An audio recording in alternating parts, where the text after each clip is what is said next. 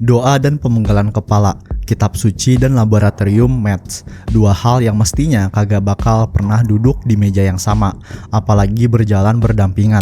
Tapi di pegunungan Michoacan, satu kelompok menemukan cara untuk menyatukan semuanya menjadi sebuah kerajaan kriminal yang bentuknya bahkan lebih menyeramkan dari kartel manapun sebelumnya. La Familia Michoacana itu bukan cuman organisasi narkoba, mereka adalah kultus yang memakai agama sebagai senjata. Pemimpin mereka tampil sebagai nabi dan setiap peluru yang mereka lepasin itu diyakini sebagai kehendak Tuhan.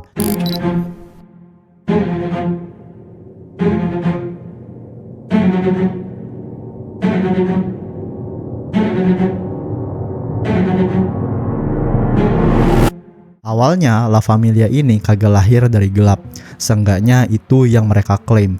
Di tahun 1980-an ketika Michoacan diteror penculik, pemeras, dan geng random yang mangsa utamanya adalah rakyat miskin, La Familia itu muncul sebagai kelompok main hakim sendiri atau kelompok vigilante. Mereka datang dengan janji melindungi rakyat kecil, memerangi kriminal, dan mengembalikan ketertiban. Narasi itu ngebuat mereka tampak kayak pahlawan lokal, Robin Hood versi pegunungan Meksiko. Dan nama dari La Familia makin menguatkan ilusi bahwa mereka adalah keluarga besar yang menjaga tanah mereka. Tapi di balik retorika moral itu, sesuatu yang jauh lebih gelap lagi tumbuh secara perlahan. Michoacan pada 1990-an adalah hadiah besar dalam dunia narkoba. Pegunungan yang sunyi membuatnya ideal untuk jadiin laboratorium metamfetamin. Garis pantai yang luas memudahkan penyeludupan. Jika daerah lain itu adalah jalur transit, Michoacan adalah dapur produksinya.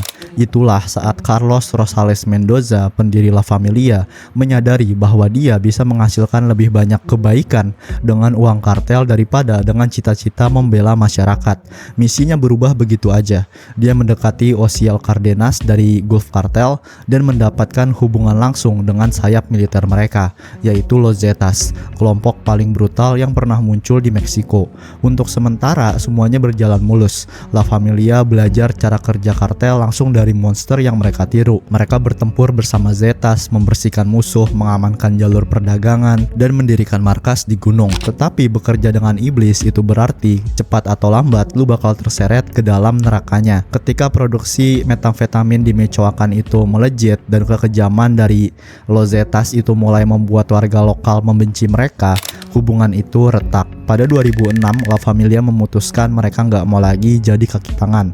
Mereka mengkhianati guru mereka sendiri dan mengumumkan kemerdekaan. Dan sejak saat itu, darah baru mulai mengalir. Cara mereka memperkenalkan diri ke Meksiko itu bukan sekedar pernyataan, itu udah teror yang diperhitungkan. Musim panas 2006, kota Uruapan, klub malam Sol y Sombra, itu dipenuhi musik dan juga lampu. Orang-orang menari, tertawa, hidup kayak biasa. Lalu tiba-tiba pintu clubhouse itu terbuka dan sekelompok pria bersenjata menyerbu masuk.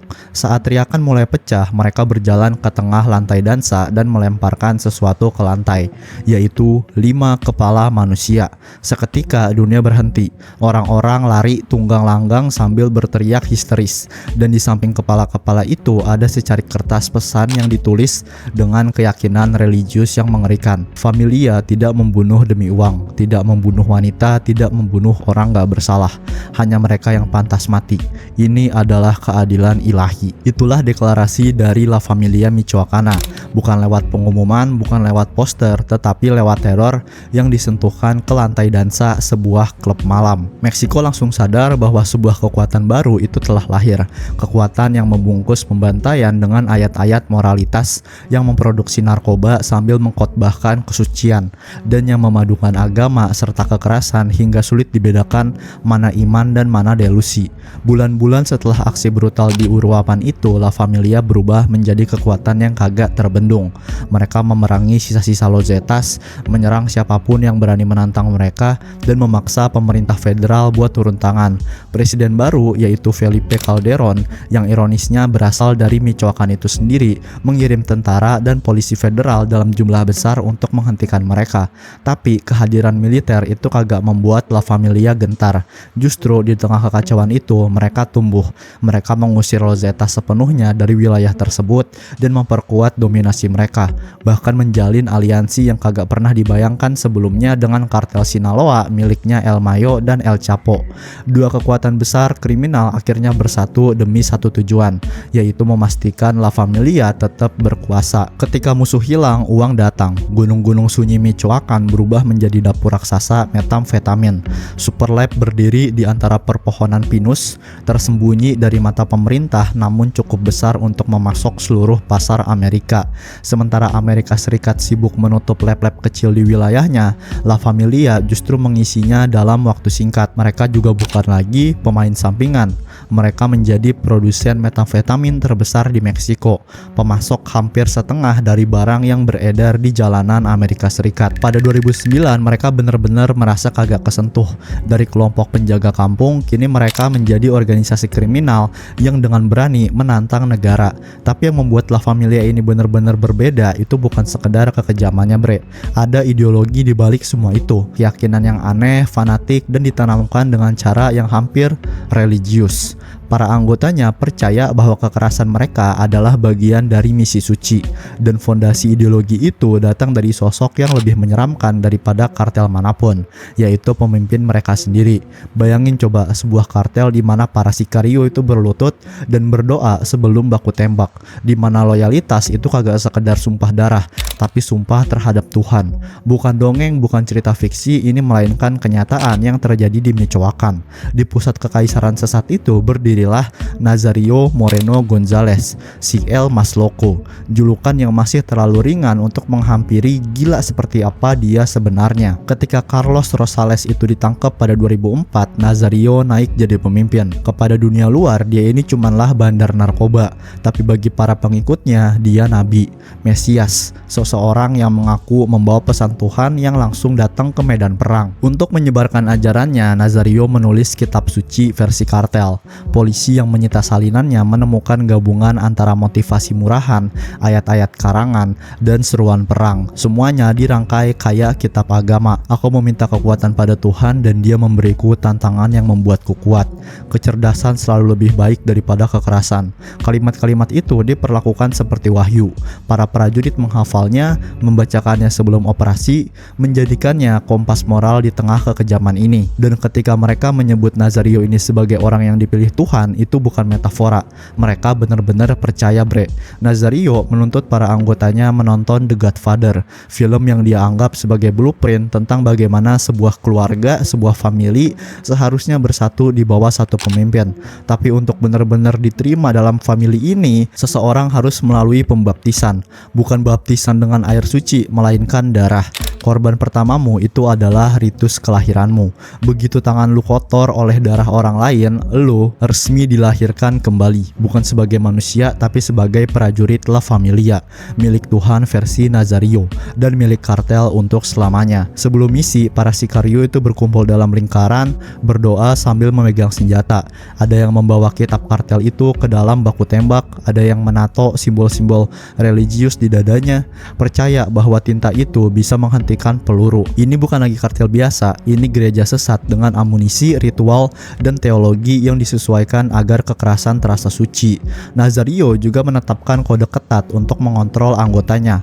Mereka dilarang memakai narkoba, mereka mengaku tidak menyentuh wanita dan anak-anak, mereka pasang spanduk di seluruh kota memproklamirkan diri sebagai pelindung nilai-nilai keluarga.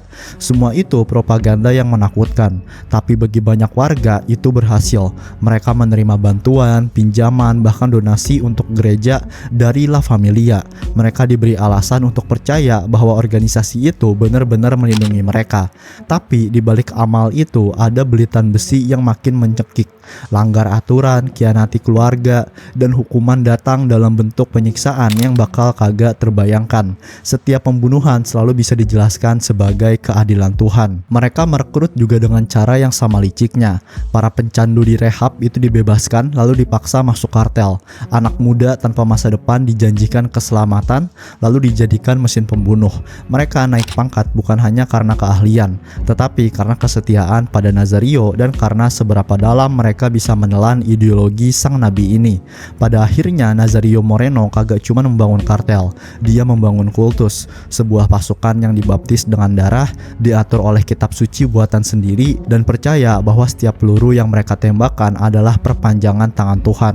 Dan itulah yang membuat La Familia Michoacana bukan hanya berbahaya, tapi nyaris nggak terhentikan.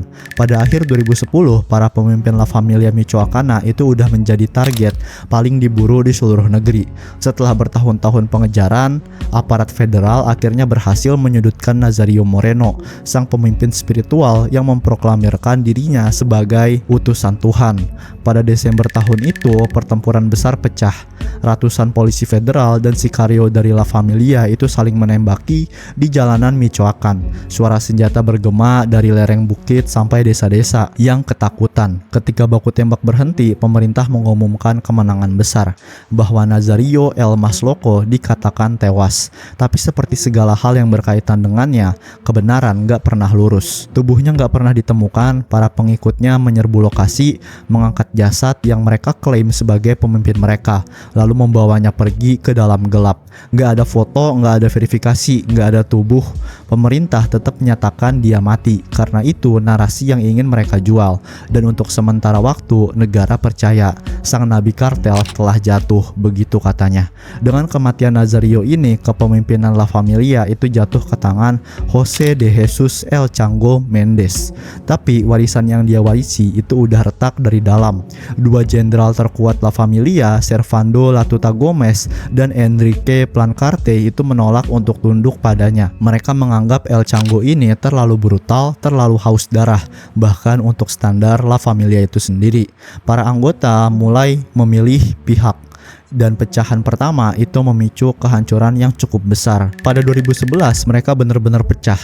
Latuta dan Plancarte itu memisahkan diri, lalu mendirikan kelompok baru, yaitu Los Caballeros Templarios atau Knight Templar. Nama itu bukan sekedar gaya-gayaan. Mereka mengadopsi simbol-simbol dari Ordo Templar asli, menambahkannya ke bendera mereka, seragam mereka, bahkan ritual mereka.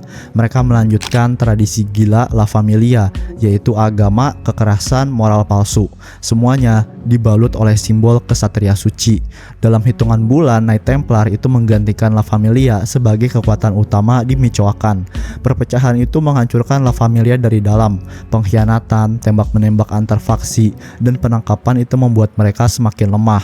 Pada Juni 2011, polisi federal menangkap El Chango Mendes. Dengan pemimpinnya lenyap, apa yang tersisa dari La Familia itu pun rontok.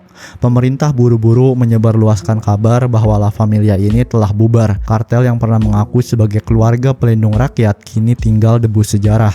Tapi hantu dari La Familia itu belum mati. Di Michoacan, rumor mulai beredar lagi bahwa orang-orang bersumpah melihat Nazario Moreno, seorang pemimpin yang dikatakan sudah mati, berkeliaran di perbukitan pada malam hari. Ada yang bilang melihatnya memakai pakaian putih, wajahnya bercahaya, kayak arwah. Ada pula yang membangun altar untuknya, memujanya sebagai santo baru, santo kriminal yang bangkit dari kematian. Ketika polisi menyerbu markas Knight Templar, mereka menemukan bukunya yang baru, yaitu tulisan-tulisan religius yang lebih aneh dan bukti bahwa para anggotanya benar-benar meyakininya sebagai nabi. Dan ternyata semua itu bukan sekedar mitos, bre. Nazario memang kagak mati pada 2010. Dia sengaja memalsukan kematiannya, menggunakan keyakinan dari para pengikutnya ini untuk bersembunyi di balik legenda tentang dirinya. Akhirnya pada Maret 2014 kebohongan itu runtuh. Pasukan pemerintah mengepungnya lagi di pedalaman Michoacan. Pertempuran meletus dan kali ini kagak ada pengikut yang datang membawa pergi tubuhnya. Kagak ada kebingungan, kagak ada drama.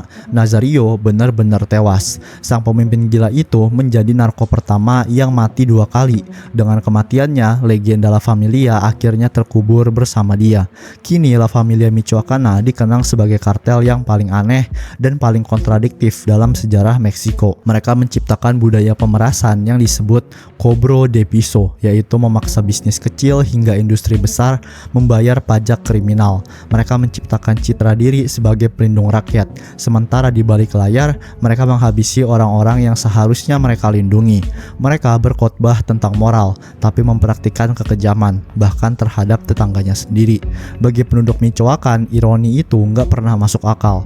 Mereka mendengar ceramah tentang keluarga, kehormatan, dan Tuhan, tapi yang mereka lihat itu adalah tangan-tangan kartel yang memeras uang mereka, menghancurkan bisnis mereka, membunuh anak-anak mereka. La Familia berjanji akan membela rakyat, tapi pada akhirnya merekalah yang paling banyak menumpahkan darah dari rakyat itu sendiri. Oke bre, itu aja buat video gue kali ini. Gimana kalau lu suka, jangan lupa like, comment, share, dan subscribe. Dan juga gue udah buka membership, dimana nanti bakal ada konten-konten eksklusif termasuk kasus-kasus kartel dan juga berita-berita influencer. Kalau lu tertarik silakan, tombol joinnya ada di bawah. Oke, sampai jumpa lagi di video selanjutnya. Dadah.